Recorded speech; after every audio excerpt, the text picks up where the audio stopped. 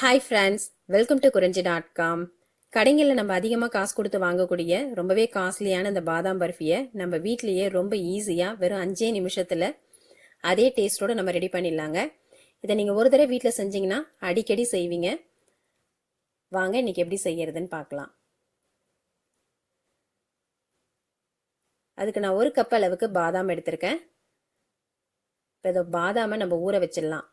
நல்லா சூடாக இருக்க தண்ணி ஊற்றி 1 மணி நேரம் ஊற விட்டால் போதும். இந்த பாதாமில் இருக்க தோல்லாம் ரொம்ப ஈஸியாக நம்ம ரிமூவ் பண்ணிடலாம்.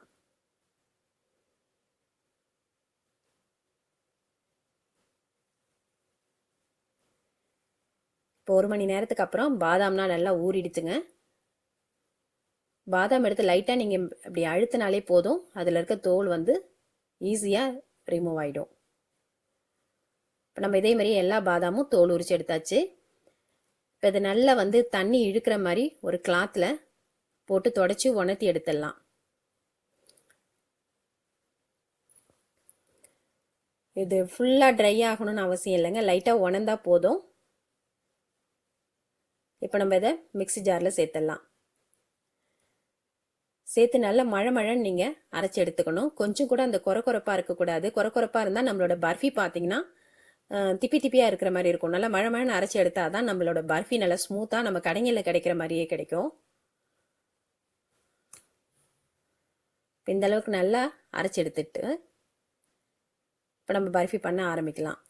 நம்ம எந்த கப்பால் பாதாம் அளந்து எடுத்தோமோ அதே கப்பால் 1 கப் அளவுக்கு சர்க்கரை எடுத்துக்கோங்க.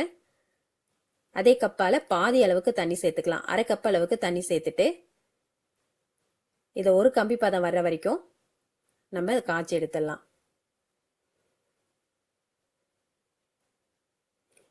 இப்போ ஒரு கம்பி பதம் வந்துடுச்சு. இந்த ஸ்டேஜில் நம்ம அடுப்பை ஆஃப் பண்ணிட்டு நம்ம அரைச்சி வச்சிருக்க பாதாம் விழுது இதில் சேர்த்துடுங்க. அப்போ தான் இது வந்து கட்டி ஆகாமல் இருக்கும். பிகினர்ஸ்க்குலாம் இது ரொம்ப ஈஸியாக இருக்குங்க. ரொம்ப ஈஸியாக செய்யக்கூடிய ஒரு ஸ்வீட் ரெசிபி. ஆனால் இது ரொம்பவே காஸ்ட்லியானதுங்க. இதோட டேஸ்ட் அவ்வளோ நல்லாயிருக்கும். கண்டிப்பாக நீங்கள் இதை ட்ரை பண்ணி பாருங்கள். இப்போ இந்த மாதிரி நல்லா கட்டி இல்லாமல் கலந்து விட்டுட்டு அதுக்கப்புறம் நம்ம அடுப்பை ஆன் பண்ணிடலாம்.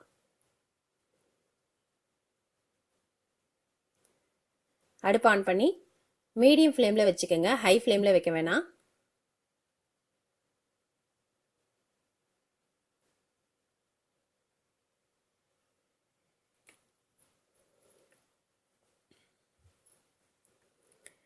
நம்ம இதில் கொஞ்சம் கூட நெய் சேர்க்கவே இல்லை. இப்போ இதை ஒரிஜினல் அப்படியே நீங்கள் அந்த கலர்லேயே இருந்தால் பரவாயில்லன்னா நீங்கள் விட்டுடலாம். இது லைட்டாக கொஞ்சம் எல்லோ கலரில் இருந்தால் நல்லாயிருக்கும். அதனால் நான் ஒரு 2 சொட்டு அளவுக்கு எல்லோ கலர் சேர்த்துருக்கேன். இது ஆப்ஷனல் தான், உங்களுக்கு தேவையில்லைன்னா நீங்கள் இதை அவாய்ட் பண்ணிக்கலாம்.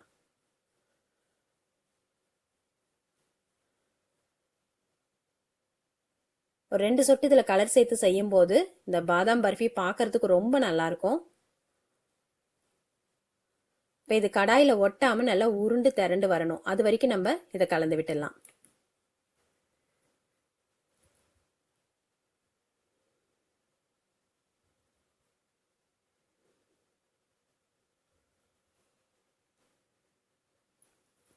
இதை பிகினர்ஸ் கூட எந்த ஒரு பயமும் இல்லாமல் ரொம்ப ஈஸியாக இந்த ஸ்வீட் ரெசிபியை செய்யலாங்க.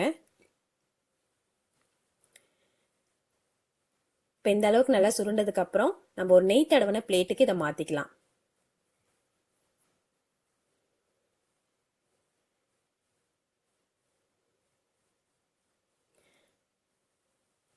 இது உங்களுக்கு இப்போ எந்த ஷேப்பில் வேணுமோ அதுக்கேற்ற மாதிரி நம்ம ரெடி பண்ணிக்கலாம். நான் வந்து நல்லா மெலிசாக இருந்தால் பாதாம் பர்ஃபி பார்க்கறதுக்கு ரொம்ப நல்லாயிருக்கும். அதனால் நல்லா மெலிசாக வந்து ஒரு நெய் தடவின ஸ்பூனால் ஸ்ப்ரெட் பண்ணி விட போகிறேன்.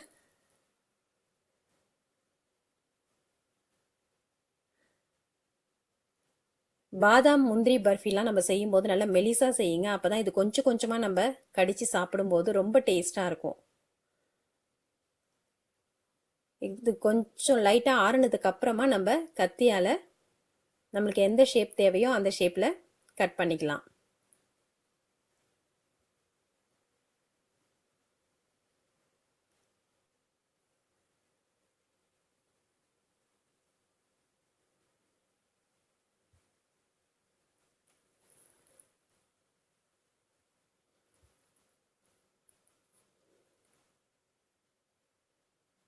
ஒரு 2 நிமிஷத்தில் நம்மளோட பாதாம் பர்ஃபி ரெடி.